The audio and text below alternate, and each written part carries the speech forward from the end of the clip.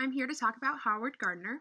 A little bit about him is Gardner is currently a professor of cognition and education at Harvard Graduate School of Education. He is an author of about 30 books and several hundred articles.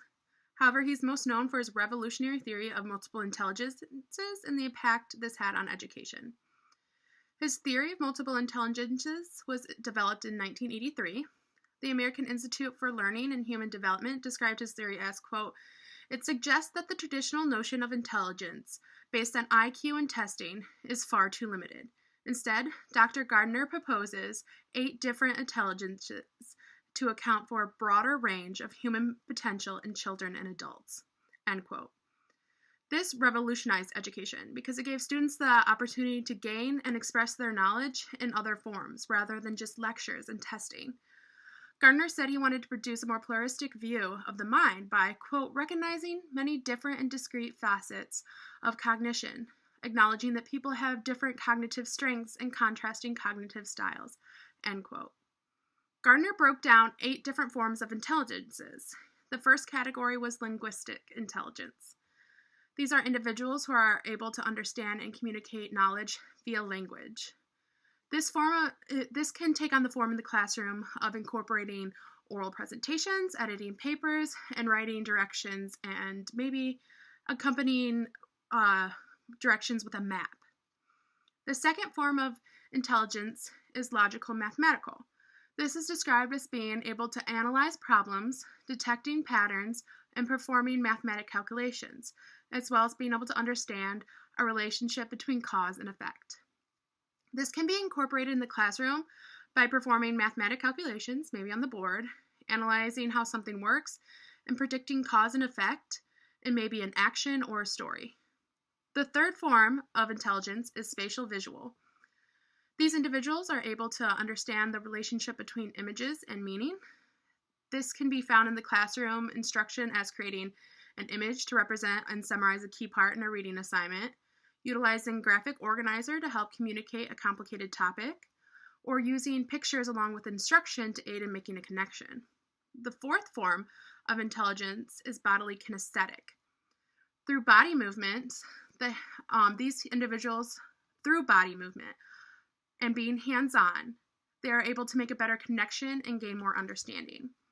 This can be seen in the classroom as a hands-on experiment, maybe with a science lesson, or making up a dance move to aid in remembering. The fifth form of intelligence is musical.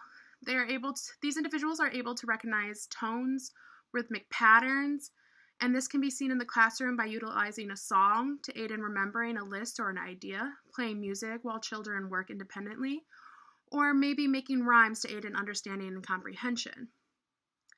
There's also interpersonal intelligence.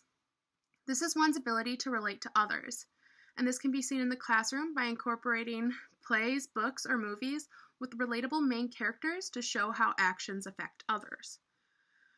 Then there's intrapersonal intelligence, which is the exact opposite of interpersonal.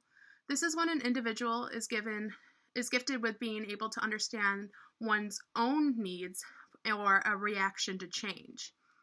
This can be seen in the classroom by maybe making assignments such as write a paragraph on how you would react if you were the main character in this book, or how would you explain this topic to your younger self. Finally, the 8th form of intelligence is naturalistic. These are individuals who are gifted to be able to understand and comprehend subjects by relating them to nature. And this can be seen in the classroom by having students categorize plants, animals, and objects in nature.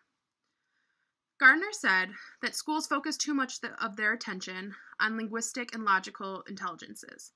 Thus, he introduced more forms to shed a better light on the students who excel in other intelligences.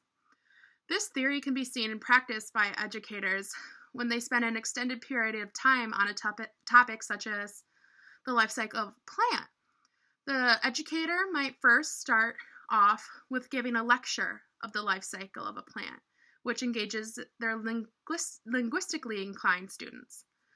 Then they may show a graphic organizer to engage their visually inclined, and then maybe they might take their class out into the playground to see the plant cycle take form naturally in nature, and that engages naturalistic and kinesthetic because it gets them involved and they get to have hands-on as well.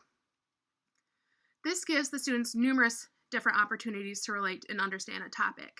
However, although this theory has aided greatly in showing teachers that they need to incorporate different forms of intelligences into their lessons, Gardner received some criticism on this theory.